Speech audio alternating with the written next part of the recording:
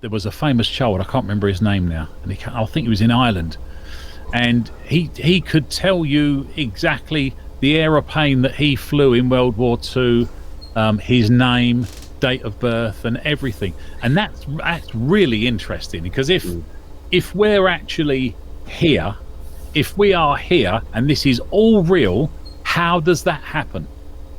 Yeah. But if it's a dream-like state, which is what quantum physicists is saying, they explain it as in a holographic reality theory, which is that I think that tends to lose people. But if you say in a dream, you can be anywhere, you can go anywhere, you can do anything, and it all seems so real and so natural. And we will only know whether this is a dream at the passing point, because that's our waking up moment. Exactly the same way as in a dream, you only realize it's a dream when you've woken up and looked back. And there's a lovely phrase by one of the old philosophers, I can't remember it now, but he says exactly the same thing. I look back after my death and laugh at what I thought were problems, and then I realise it was just a dream. I'm really paraphrasing there, and that's nothing to the way he explains, but it's an explanation which would explain all of this, reincarnation, so on and so forth. It's just a dream. It's, as Bill Hicks says, it's just a ride. Get in, enjoy yourself, get out, and if you need to come back and do the ride again, you'll do the ride again. I remember once I was my partner's family. They're like two sisters, two girls and one boy. And I was winding up my niece once, and I was telling her, "Oh, yeah, there was another aunt. You got another auntie as well." And just winding her up, joking with her. And she was laughing. She our mum was playing jokes on us. She just didn't think of it. I said, "Yeah, between such and such and such and such, there was a little girl there as well." And she said, "Where is she now?" So she lives abroad. And I was just joking about the whole thing, only to find out 12 months later that my in-laws had another baby, and the time span I said, but she was miscarried. And it was a little girl, and I thought, oh my God. And I said this as a joke, and it actually, in reality, well, it might have happened. If they hadn't had the, it was like really freaked me out. I thought, how did I know that? No one's ever told me. I knew it, but how did I know? I just couldn't get over it. And this happened before, other situations. I've said stuff, and they said, "Well, how did you know that?" I said, "I don't know. I just said it. I even said it as a joke." And they said, "Well, that's exactly what's happened." And I think, well, how? How can I possibly know it? Yeah. If something is feeding me to tell me my knowledge, to tell me this, to tell me that. Well, I think, well, if there wasn't a thing on the other side, how would I get this information? Where would I get it from? How would it happen? So. Well, I strongly still believe in the whole concept of mediumship being a vessel. You know what I mean? Like, you're a vessel. This information travels through you. It's not from you. And there's people also who discuss freaking the fact that they get this information against their will. Like, they don't have a choice. It just happens. You know what I mean?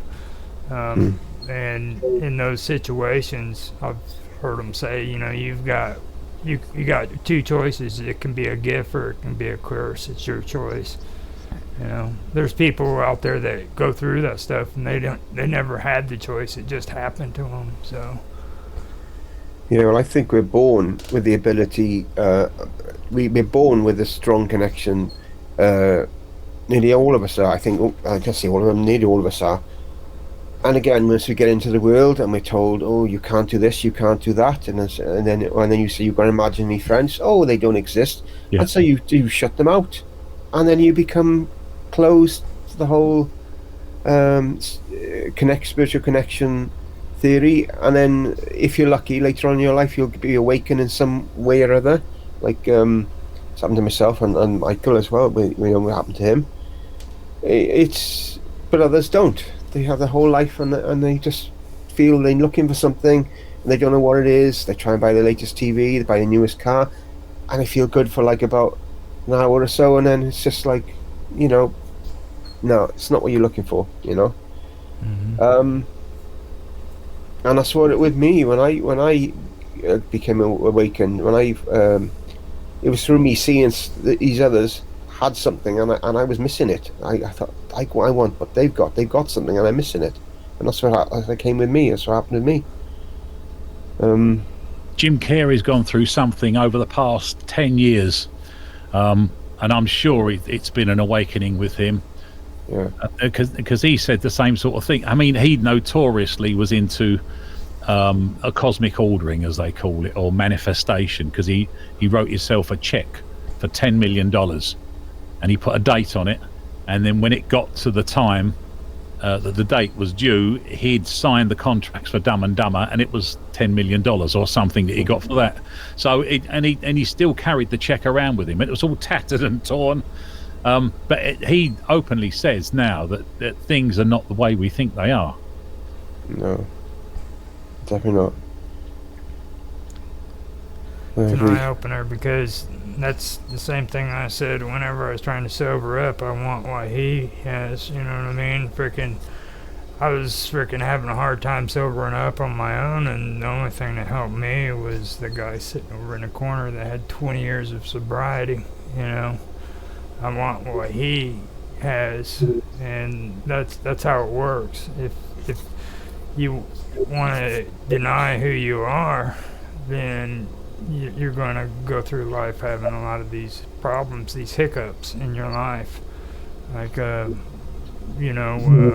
there's people who have a lot of issues, and the reason why they have a lot of issues is because they don't understand that these events that are taking place in their life are natural. There's something that's happening to them naturally, and like you said, they've been pushed down and told, look, you can't think that way because that's not normal, you know. So they try to block it out.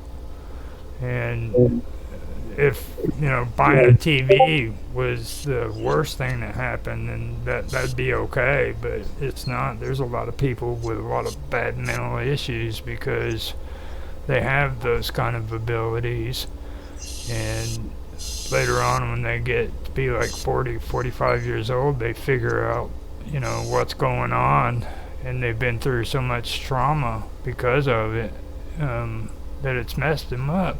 You know, so. Well, as a healer, that's one thing that I've been shown.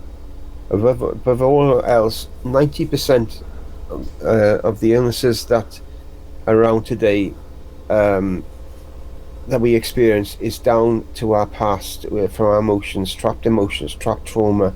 It's all affects it. They're the cause of most of it. It's just, that's what I've been shown. It's 90 or more. It's a really high percentage of illness comes from us burying stuff in our youth. When we're in our 20s, we bury stuff like pains, trauma, grief. Instead of dealing with it, that resurfaces later on in our life as an illness. It manifests as an illness later on in our life, and it's sad, but that's the way it is. That's what I've been shown. I don't know if I'm shown rightly or wrongly.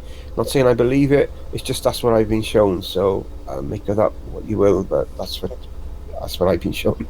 So the only thing I know that we're having issues with is like the schedule thing.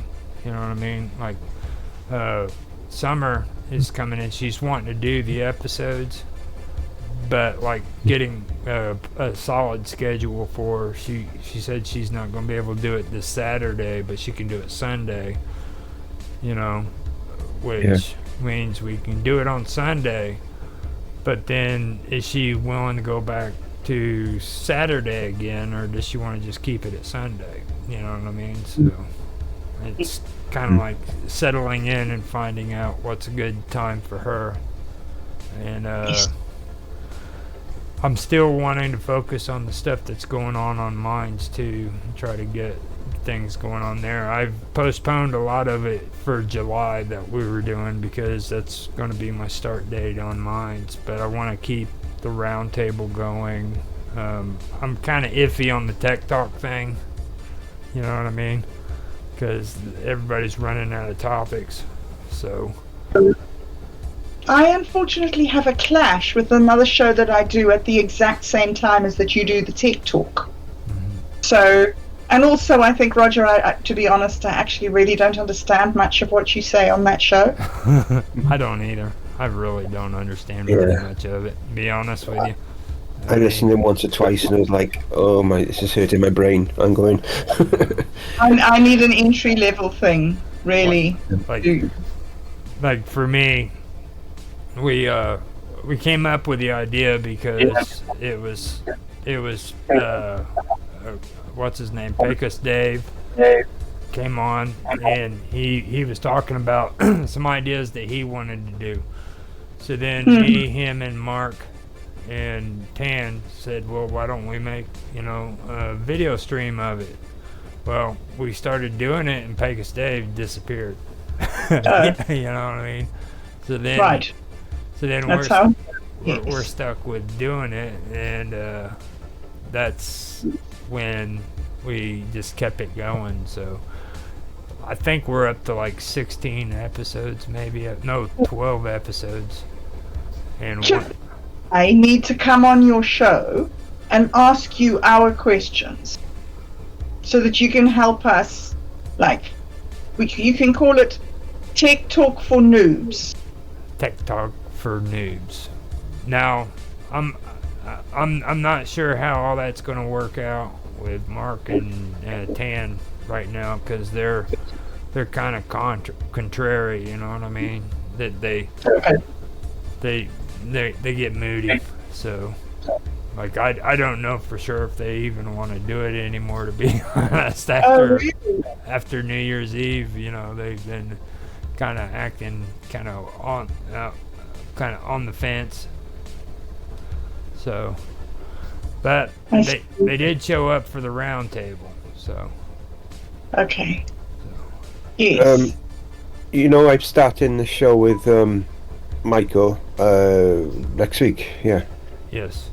I just realised that there's some weeks I'm not going to be able to do it. Most weeks I can do it every week, but there's some weeks I'm not going to be able to. Like, I think middle of February is half term. I won't be able to do it that week, and then in Easter again in March, because he's got like 18 episodes if we do the whole lot. So it's going to go on for quite a while if we do every episode of it. So it's going to take quite a while. And there's Michael as well. He's got a young son himself, so he's going to have commitments, and maybe some days he's not going to be able to do it. So we're going to aim for a weekly show, but it may not be a weekly show. It depends how it works out for him and for me. Then we're going to try to and see how it happens.